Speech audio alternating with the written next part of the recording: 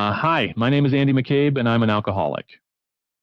I know that doesn't come as a surprise to some of you. I've been in and around the rooms of AA for quite some time now, and there's a prayer we say often, one that I've repeated for years. But only recently did I realize how much it applies to other areas of my life, especially in this industry. It's called the Serenity Prayer, and it goes like this: God, grant me the serenity to accept the things I cannot change, courage to change the things I can, and wisdom to know the difference. I've recited this prayer more times than I can count, but I've neglected to apply it to all my affairs until recently. With my work with restorers and the very real struggles to get paid, I know what it's like out there. I know the feeling of hitting that wall over and over again because I've done it. We need to change our approach if we hope to survive and stay sane. We need to focus on what we can control. As an industry, we spend so much time, so much energy trying to change things that are completely outside our control. We sit in rooms like this, we post on social media, we go to conferences, and we rant about how adjusters and carriers are making our lives hell. And we're not wrong. The goalposts move. The rules change. Carriers make decisions that defy logic, fairness, and sometimes even the law. We cannot change that. But what can we change? We can change us. We can change how we document, how we invoice, how we communicate with customers before the fight even starts. We can change how we hold carriers accountable, not by arguing, but by being strategic. We can change our process so we stop playing their game and start making them play ours. Controlling the narrative. That's what today is about. Not what should work, not what used to work, what's working right now. Because if we're going to survive and thrive in this business, we have to stop screaming at the wind and start controlling the narrative. Let's get into it. By the end of this talk, you'll walk away with two major collection strategies that are working today. Proactive follow-ups, a systematic cadence flips the pressure from you to the adjuster. And building a sustainable collections process, a repeatable system that keeps cash flowing. Our industry is undergoing significant change. The decisions we make as independent restorers in the next 4 years will shape what the restoration industry looks like in 2030. Private equity is accelerating consolidation, and carriers are aggressively pushing to implement the managed repair model across the board. We have a limited window of opportunity to make our voices heard and secure our place in this industry, but none of that matters if we run out of cash before we can take action. The time to make your move is now. The carriers will continue to dig in, looking for ways to reduce, delay, or outright deny payments. But you have options. By controlling the narrative, through better documentation, proactive follow-ups, and a clear-eyed focus on your rights, you can keep the leverage on your side. Collections start on day one. You bust your butts responding to disasters at all hours, nights, weekends, holidays, going above and beyond to mitigate damages for your clients. So why not bring that same mindset to getting paid for all that hard work? For most of you, your collections process starts after the bill is past due. I'm here to tell you that every day your bill is past due, your chances of full payment drop. At 90 days, the likelihood of you getting your money drops below 50%. The best time to tackle collections is before your invoice is overdue. After a bill crosses that threshold, your leverage goes down and your stress level goes up. Proactive follow-ups let you stay in control, so you're not left scrambling to chase payments long after the dust has settled on the job. The carrier will not willingly do the right thing. We can no longer afford to let the client or the adjuster decide when we get paid. From the moment we pick up that first phone call, we need to show we have a plan, a roadmap for invoicing and follow-up. We can't wait around hoping they'll do the right thing. We're taking the lead. That means making it clear. We have terms, we have a timeline, and we expect to be paid. Step out of the passive role and into the driver's seat, demonstrating from day one that we're in control of our time, our process, and our cash flow. When you operate with that kind of confidence, you control the narrative of the entire claim. There should be no ambiguity in your contract or sales pitch. The client needs to know that they are responsible for paying your bill. The 48-hour invoice rule. You should send out your invoice as soon as possible, ideally within 24 to 48 hours of finishing the job or wrapping up each key phase. That timing keeps your work fresh in the client's mind. Now, when you shoot them a quick email, hey, just wanted you to have the invoice for the work we wrapped up on X date. Thanks for your prompt attention. You're letting them know you expect payment now, while the value of your service is still front and center in their mind. They see that you're organized, professional, and not messing around when it comes to getting paid. Free credit. One of the unique challenges in restoration work is that we essentially provide thousands of dollars of goods and services on credit with no security deposit and no credit check. We're responding to an emergency, flood, fire, mold, and once we've stabilized the situation, the property owner's urgency drops off a cliff. If you wait too long to send that bill, you've lost that momentum. The client's headspace shifts from, oh my gosh, everything's ruined, to, I'm so relieved we're past the worst of it. And suddenly, paying you isn't at the top of their list. Speed matters. Every day you wait to send that invoice, their motivation to pay slips. Distractions come up, other expenses creep in, the repair process gets started, and before you know it, your invoice is at the bottom of the pile. The 48-hour invoice rule sets the tone from the get-go. It says, we did our job, here's what we're owed. And trust me, once you build this habit into your routine, you'll see a marked improvement in cash flow. The longer you wait, the harder it is to collect. So don't let the momentum fade. Invoice right away and keep your collections on track. Follow-up cadence. Once your invoice goes out, that's when the real pressure to collect begins. A dependable follow-up schedule is key. Here's an approach I recommend. 48 to 72-hour check-in. Right after sending the invoice, send a quick message or make a brief call. Hey, just making sure you received our invoice. Let me know if you have any questions. You're confirming they actually saw it and keeping the lines of communication open. This is the time to get any and all objections out of the way. 7 to 10 day reminder. If you still haven't been paid, raise the stakes a bit. Refer to your payment terms. Hello. Our records show this invoice was due on date. Please let us know right away if there are any issues. This is when you remind them about the lien laws in your state and the respective timelines of filing and perfecting liens. Keep the tone polite but firm. 21 to 30 day overdue notice. If you're met with silence again, make it crystal clear that it's overdue. Spell out your late fees and interest charges and remind them of any contractual rights you hold to enforce payment. By now, you're showing that you mean business. 45-day final warning. This is your last notice before taking legal or lien-related steps. Depending on where you operate, you might mention intent to file a lien or send a formal demand letter. It's the final nudge that says, we're not going away and we will protect our interests. Bill your client. And by the way, notice who's not on the receiving end of these reminders and notices. The adjuster. They didn't sign our contract. Our customer did. The adjuster doesn't owe us a dime. They owe their insured reimbursement for costs incurred. And should you include the adjuster on your invoicing communications? Heck yes. Just don't forget who ultimately owes you for your services.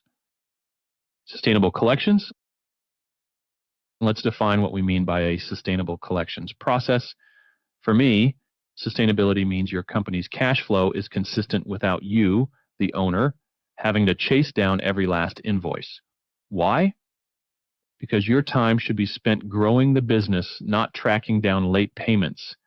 And there are few faster ways to burn yourself out than spending a week on the phone in collections mode.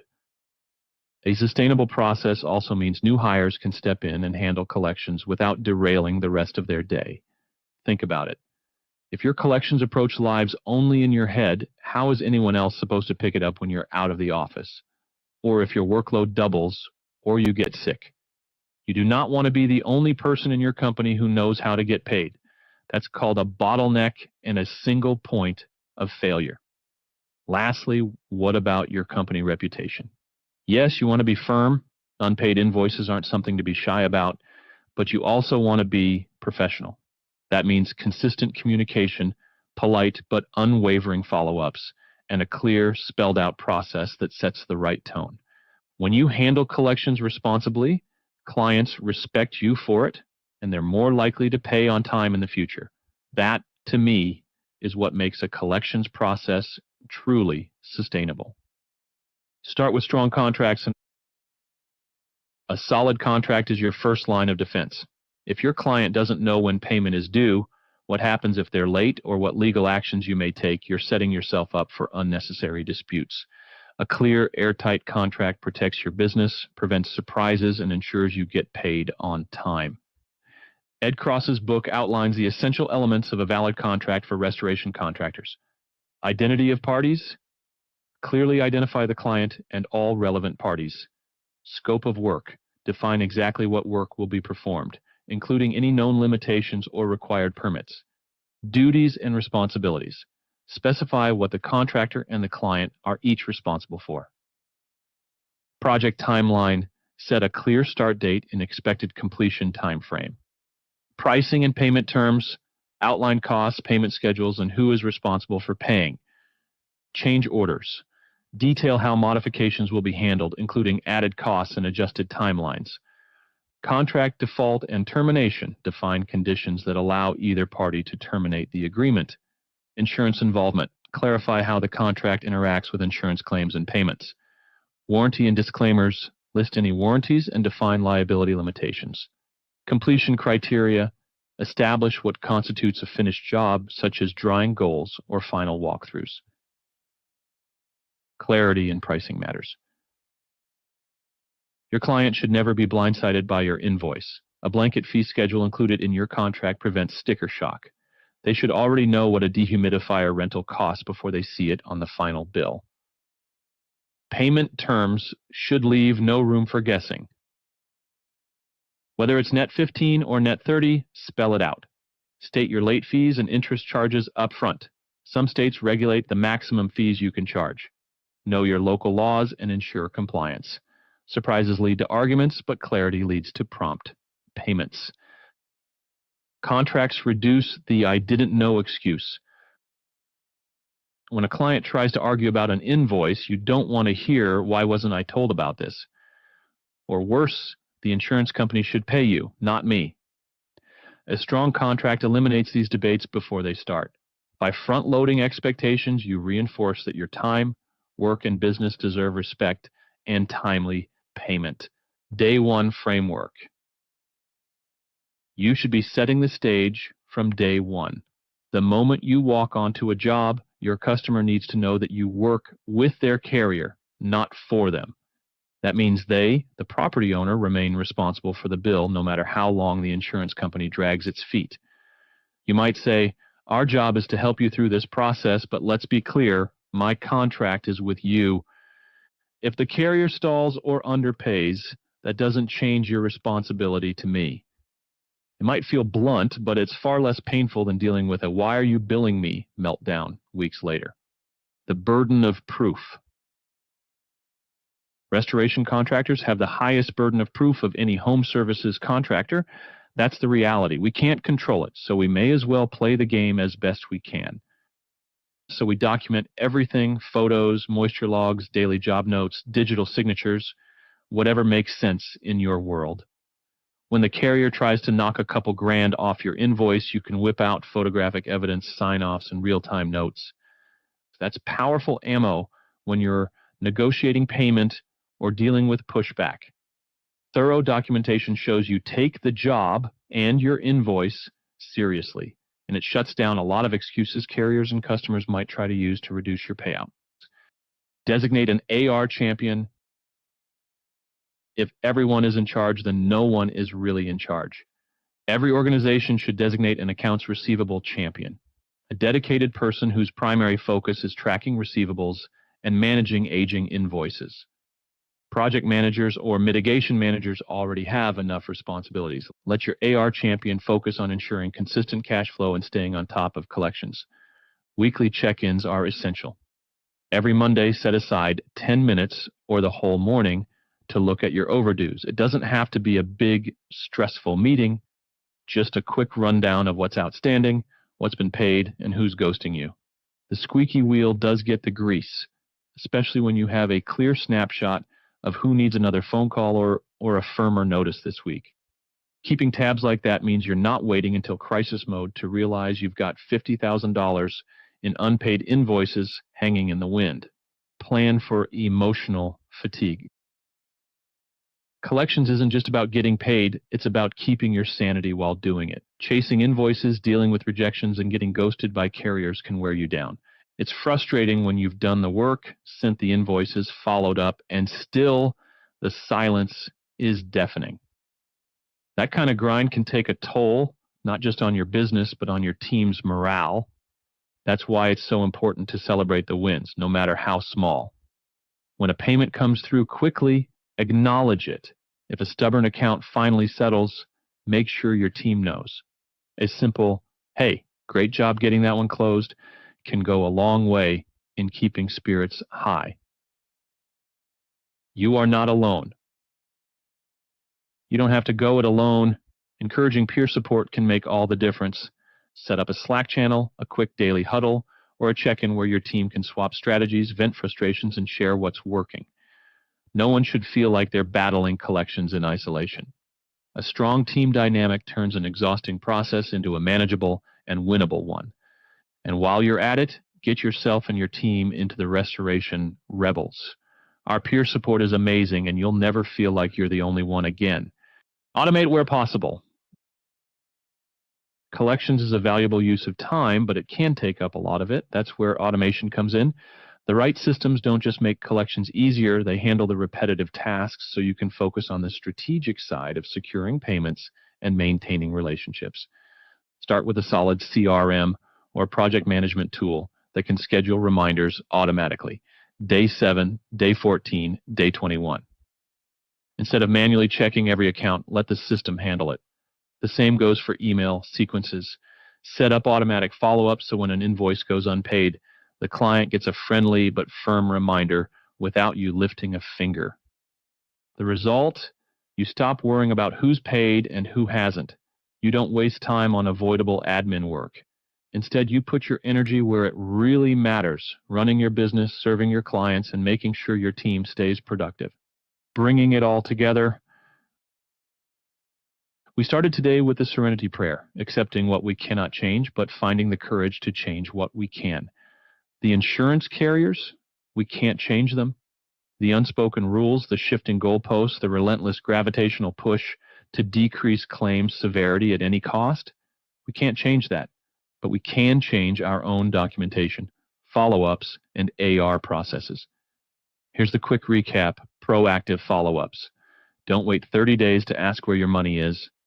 Send that invoice within 48 hours, then follow a structured cadence to keep yourself top of mind. Build a sustainable system, strong contracts, documented rights, a designated AR champion, and weekly accountability check-ins.